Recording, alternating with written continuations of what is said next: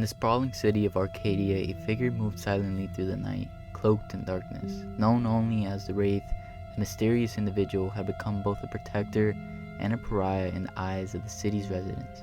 With the power to manipulate shadows, the Wraith could blend into any environment, appearing out of nowhere to stop criminals in their tracks.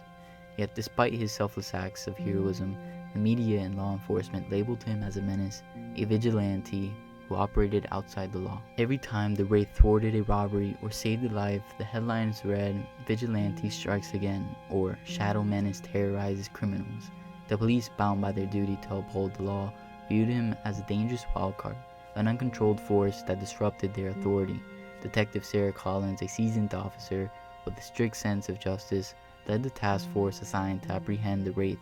Despite the public's growing fascination with the shadowy figure, she was determined to bring him to justice. The Wraith, whose real name was Nathan Cole, had once been an ordinary man, but after a freak accident in an underground lab, he gained the ability to manipulate shadows. Nathan had chosen to use his powers for good, but his methods, brutal, quick, and without due process, drew more criticism than praise. He operated in the gray areas where the law couldn't reach, and that made him a target. One night, after stopping a gang from terrorizing a local neighborhood, Nathan watched from the shadows as the police arrived. He could hear the frustration, their desire to catch the vigilante, who made their jobs both easier and harder at the same time. But it wasn't the police who worried Nathan, it was the way the media twisted his actions, painting him as a threat to the very people he was trying to protect. Alone in the makeshift hideout, Nathan stared at the newspaper clippings plastered on the walls, each one a reminder of how the city viewed him. The weight of his responsibility and the burden of being misunderstood began to take its toll. He didn't crave recognition, but he longed for the people to see the truth, that he was on their side, fighting to keep them safe in a city that had lost its way. But in the darkness of the city, a new threat was emerging, one that could force Nathan to confront not only his identity as a Wraith, but also the city's perception of what it truly means to be a hero. The city of Arcadia had always been a breeding ground for crime, but lately something darker had taken root. Reports of a new criminal began surfacing, one with powers just as formidable as the Wraiths, but with a far more sinister purpose. The new villain, known only as SPECTER, had the ability to manipulate shadows in a way Nathan had never seen before. Unlike the Wraith, SPECTER uses powers for personal gain, robbing banks, leaving destruction in his wake, and instilling fear across the city. SPECTER's attacks were methodical, targeting the wealthiest institutions and leaving behind a trail of bodies and chaos. Each crime scene bore the mark of a skilled operator who reveled in the destruction he caused. For the first time, Arcadia was facing a threat that seemed unstoppable, a villain who operated in the same shadows that Nathan had used to protect the city. The media quickly latched onto the story, dubbing SPECTER the Wraith's dark reflection. They speculated on a connection between the two, fueling public paranoia that the Wraith might be involved in the crimes. The police, already weary of Nathan, intensified their efforts to capture both him and SPECTER, viewing them as the two sides of the same coin. Nathan knew that he had to confront SPECTER not only to clear his name, but to protect the city from the havoc the new villain was wreaking. But as he tracked SPECTER's movements, he realized that this enemy was always one step ahead, as if he knew Nathan's every move before he made it. The situation became more dire when SPECTER began targeting areas with high civilian populations, using his powers to create chaos and fear. The breaking point came when SPECTER attacked Arcadia's central hospital, holding the entire building hostage and demanding an astronomical ransom. Nathan arrived at the scene, slipping through the shadows, his heart heavy with the knowledge that he might not make it out alive. He watched as SPECTER toyed with the terrified hostages, his eyes gleaming with malice. But when Nathan confronted him, something unexpected happened. SPECTER spoke to him not with the usual taunts of a villain, but with a twisted sense of kingship. He revealed his identity, once a scientist working on the same project that had given Nathan his powers, but now driven mad by the experience. SPECTER explained how he had been consumed by bitterness and hatred, vowing to make the world pay for what it had done to him. Nathan tried to reason with him, to offer a way out that didn't involve more bloodshed, but SPECTER's pain ran too deep, the desire for vengeance too strong. As the hospital teetered on the edge of catastrophe, Nathan realized that there's no other way. He would have to fight SPECTER, knowing that it would be a battle that neither of them might survive. The confrontation between Nathan and SPECTER in the hospital was nothing short of cataclysmic. The two men, both masters of the shadows, engaged in a fierce battle that seemed to tear the very fabric of reality around them. The hospital, with its echoing halls and frightened patients, became a battleground where light and darkness clashed in a desperate struggle for dominance. Nathan knew that Spectre was not just another criminal.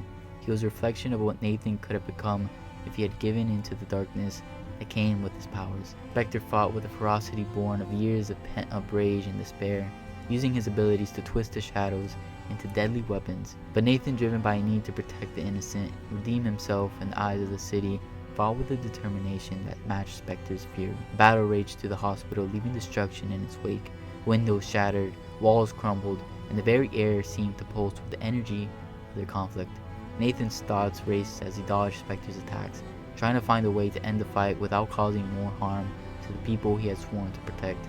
But Spectre was relentless, his every move calculated to cause maximum damage. As the fight dragged on, both men grew weary. Spectre, seeing that he could not overpower Nathan, began to target the hostages. Using them as leverage to gain the upper hand, Nathan's heart pounded as he realized the gravity of the situation. Spectre was willing to sacrifice innocent lives to win. In that moment, Nathan knew that he had to make a choice: to continue fighting or to risk everything to save the hostages. In a daring move, Nathan used his powers to create a wall of shadows, blocking Spectre's path to the hostages. He then charged at Spectre, using the last of his strength to disarm him. The two men collided in a final, devastating blow that sent them both crashing to the ground. Spectre, weakened and defeated, struggled to rise, but Nathan was there, standing over him with a resolve that burned brighter than any shadow. Spectre, realizing that he had lost, looked up at Nathan with a mixture of hatred and despair. "Why do you fight so hard?" he rasped. "You're just like me, a monster." Nathan shook his head, his voice steady despite the pain he felt. "No, I'm not like you. I chose to protect, not to destroy. The darkness doesn't have to consume us." Spectre's eyes flickered with something resembling regret before they closed, his body finally succumbing to the injuries he had sustained. Nathan, barely able to stand, watched as the police stormed in, guns drawn, ready to arrest him. The police stormed into the hospital, their weapons trained on Nathan as he stood over the defeated Spectre. Detective Sarah Collins, leading the charge, had a look of grim determination on her face as she ordered Nathan to surrender. The hospital was in ruins, the aftermath of a battle being a stark reminder of the power both men wielded. Nathan, exhausted and injured, knew he could resist, but it would only confirm the city's worst fears about him. As he raised his hands in surrender, the sound of footsteps echoed through the halls. It wasn't just the police who had arrived, it was the people of Arcadia. The very citizens he had protected, the same people who had feared and mistrusted him, were now gathering in the hospital. Word of the battle had spread, and they had come to see the aftermath for themselves. Proud, seeing the battered figure of the Wraith, began to murmur. For years they had been told that he was a menace, a vigilante who operated outside the law. But now, as they looked around at the destruction caused by Spectre and saw the lives that Nathan had saved, their perspective began to shift. They realized that while the law had its limits, Nathan had been fighting for them all along. One by one, the people began to speak up. "He saved us," someone shouted. "He stopped that monster," another added. The murmur grew into a chorus of voices, all calling for Nathan's release. The police, caught off guard by the public's reaction, hesitated. Detective Collins looked around, seeing the resolve in the faces of the people, and slowly lowered her weapon. "This man is not a menace," a woman from the crowd said, stepping forward. "He's a hero. He's been protecting us when no one else could." The crowd pressed forward, forming a protective barrier around Nathan, preventing the police from taking him into custody. Detective Collins, understanding the will of the people, made a decision that would change the city forever. She holstered her weapon and nodded to her officers to stand down. Nathan, still reeling from the fight and the sudden turn of events, looked at the people surrounding him. For the first time, he saw acceptance in their eyes, not fear. The weight of years of being hunted and misunderstood began to lift, replaced by a sense of belonging. He had fought in the shadows for so long, but now, in the light of day, the city finally saw him for what he truly was. With the police standing down, Nathan was free to go, but he knew that the fight wasn't over. There would always be threats to Arcadia, but now, he wouldn't have to face them alone. The city had claimed him as a protector, and he would continue to be the Wraith, not just a shadow in the night, but a hero in the